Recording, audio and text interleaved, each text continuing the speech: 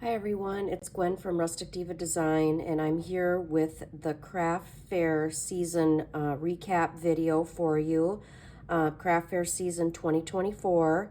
I'm done with all of my craft shows now, so I'll give you a rundown of how it went, what were the biggest sellers, what didn't sell so well, and I'll go into detail. Let me apologize right away. My voice is not very nice. I'm recovering from a cold, but I wanted to get this video out to you guys because at the end of this video, I have an announcement, so stick around and I'll let you know what's coming up. So hang in there with me and I'll try my best to get through this with my scratchy voice. So thanks for watching today, and let's get into it. So before we start with all the items, I'll tell you I did 4 craft shows in total in 2024, and my sales kind of, the first one was this much, and then the second one was a little bit more, the third one a little bit more, and the final one was my best sales amount also. And I'm going to talk about my sales and my gross sales at the end too, once I show you everything and kind of go through things. So these are the items that I sold. So let's get into the first thing, and I'm going to start with the item that sold the least amount first, and then work our way up to the best seller. So the first item in the list is the TBR cards, and I did a video on these and showed you how to make them. I only sold 1 pack of these, and the reason is because I only brought them to 1 show because I just had made them for the last craft show I was doing. So in their defense, I only sold 1 pack, but that's okay. They were a new item. I hadn't introduced them in any other of my shows because I hadn't made them yet. So don't let that discourage you, especially if you're selling book-related items. These are super cute. A lot of people looked at these. They said they're a great idea, all that stuff. So I'm going to link all of my videos for you to look at too, and with the things that I mentioned. So the TBR cards, those sold the least, but again, I only brought them to 1 show. So only 1 of those. The next thing on the list is the Snuggle Up with a Good Book reading kit. I only sold 3 of these. I made 5. Again, I only brought those to the last show that I did because it was a new item that I threw together. And if you watch that video, you'll know that I said that in the video that I was putting these together for the last craft show I was doing. So I did sell 3 of these. They were pretty popular as far as, being looked at and thinking it was a great idea for a gift. So 3 of those. The next thing, sorry, I'm just getting things out of the way, are the mini albums. I sold, out of all of the craft shows that I did, I sold 4 mini albums total. So let me just look at my notes. The first craft show I did, which was in the spring, that was in March of 2024. I didn't sell, yes, I did. I sold 1 little folio that I had in my display. In September, I didn't sell any mini albums. The show I did in October, I sold 1 album, and that was the Sweet Little Baby mini album. And I do have a video on that if you want to take a look at that. And then my last craft show, which was the end of November, I sold 2 albums. I sold the Hunt Fish Camp mini album and the Let It Be mini album. And I do have videos for those that I'll link in the description so you can take a look at those. These, again, just to give you an example of what was on my table, this one got a lot of looks from several customers, and this one did too. So, but I still have them, and that's okay. So a total of 4 mini albums in the craft show season. These gift card holders, I did a video on these way back, I don't remember when, but this was the original gift card holder that I was making and selling, and these have, you know, this little thing in the middle here. I do have a video on it. I'll try to find it. It's in my list. And then the card to write your sentiment, and then they're magnetized that way and closed. So I sold a total of 6 of these. I had baby, I had Christmas, and I had some birthday ones. So a little bit of variety there with these gift card holders. So a total of 6 of those. Next in the list is stickers. I have a huge variety of stickers in my inventory, so I'm just showing you a couple that I grabbed. So I sold a total of, and it doesn't sound like a lot, but 13 stickers is what I sold, which, you know, I have a lot of those, but that's okay. And then the next thing is the wax melts.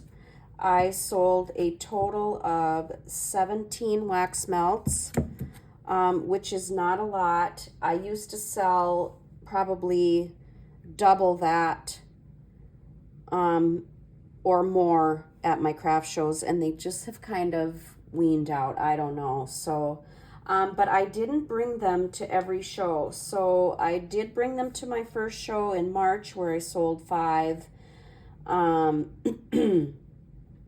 In September, I brought them and sold 10, I think.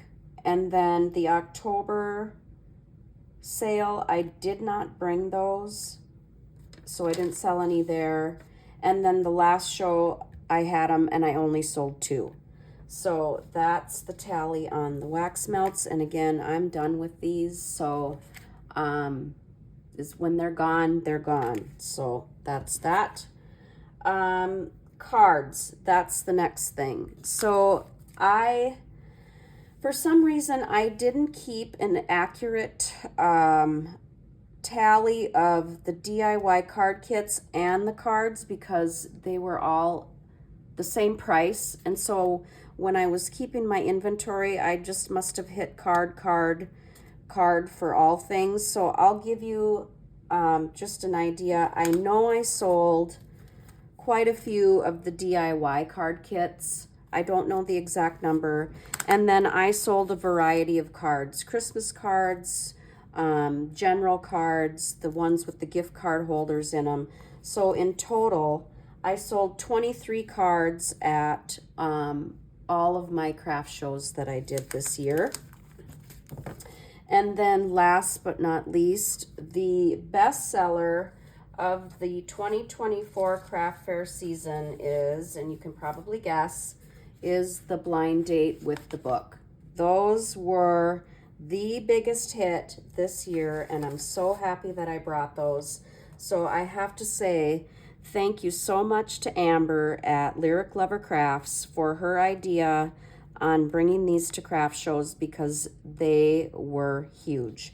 So in total, out of my, and I actually didn't start bringing those until my October show. So I only had these in 2 craft shows, October and November, and I sold a total of 38 blind date with a book. So those were, it includes just the regular books and the holiday edition. I just did a total. So 38 blind date with a book in 2 craft shows. So that was amazing. I'm happy that I brought those. So that was a hit. And so if you're thinking about something for a great idea for a craft show item, this is it. Do it. People love them, and they were buying them for gifts, and you know, they ask you about, is it appropriate for a so-and-so or this age or a person who likes, you know, different, this, whatever. They ask you so many questions, and they look and they look and they look, and then it's a great thing. So give these a shot. Let me just go through a couple of things. So I did a tally on my gross sales, and I'll tell you the first couple shows I did, the one in March and the one in September, were pretty slow, and I would have to say this year the traffic at all of these shows was down. I'm not sure if it was because of the dates of the show, if it was the weather. If I live in Minnesota, so the weather is, you know, one day it can be 70 and the next day it's going to be 40 degrees. I mean, it's back and forth. You know, the land of 17 seasons here. But anyway, so it could be the weather, it could be the date, you know, the time of the month that it falls in. It could be all sorts of things. It could be the economy, or the advertising of the event. I mean, there's so many factors. Excuse me. But the last craft show I did, which was the end of November, the weekend of Thanksgiving, was actually, I had the best sales, but again, the traffic was down. So I don't know. It's always a hit and miss, but don't let that discourage you. Just, you know, bring the things that you love to make, which I do that. If I like to make something and I'm going to show it off to you, and hopefully it sells, and maybe sometimes it won't. So, but don't, and every craft show is different. Your crowd is different. Your customers' tastes are different. So, keep that in mind when you're making things too.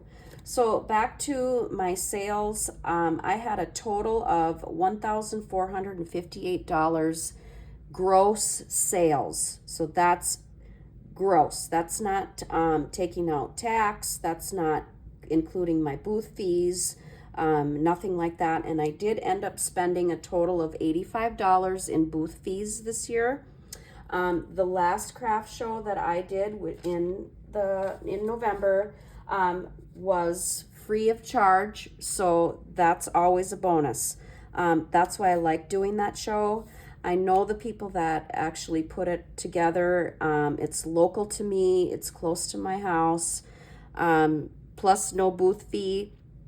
It's a win-win, other than your time of setting up and tearing down and, you know, whatever. It's a great thing. So that was my best show of the season in November. So a couple other things, you know, I have these little for signage, I have these little chalkboard like stands I found on Amazon, and I set these out all throughout my booth, and I seem to find that it makes it easier for people who are looking around, that are maybe too shy to ask you how much something costs. So I decided to put signage on everything that I sell. I used to do it with only a few things, but I've found these and they're easy to use, so I decided to use them all, even for you know, your cards, the blind date with the book. I actually have a bigger chalkboard sign that I set up with my blind date with the book. But any type of signage that you can use that tells your customers how much things are, because some people are intimidated about asking how much something costs. So that way they don't have to do that. They can look for themselves, and then, you know, it gives an idea of what you're charging, and it's okay. You got to set your prices to, you know, sometimes it is the community, But otherwise, what I don't budge on is the prices of my mini albums. And I will tell you that these are a lot of work, a lot of time, a lot of creativity, a lot of supplies, and I don't budge. And honestly, if people who make mini albums, if you sell these, if we actually charged what they should be worth, we would never sell any. So I try to keep that in mind, but your time is worth something too. And again, the albums that I sold, which was only 4 of them, no one complained about the price. No one tried to get it for a lower price. So stick to your guns when it comes to something like this that takes lots and lots of time, because you know, your time and it's worth something. So you know what I'm saying, without keeping on babbling about that. Okay, so those were all of the items that I sold this year in my craft fair 2024 season. I have an announcement now, which I've been trying to figure this out, how the best way to do it. And because I have a few items left in my inventory, I want to offer something to you guys that you can purchase. So what I'm going to do is put together, and I actually already did it, I put together some craft fair mystery packs that are going to be for sale on my website, rusticdivadesign.bigcartel.com. My website is linked in YouTube. I am going to make a post on Instagram. If you're not following me on Instagram, it's Rustic Diva Design. I will make an announcement on my Instagram page when these are available. So I'm going to include, and let's see, these boxes are very limited in quantity. I will ask that please only purchase one per mailing address. If you want more than one, you're going to have to go back into the website and purchase another one, because they're already all packed up and ready to ship. All I have to do is slap a shipping label on these.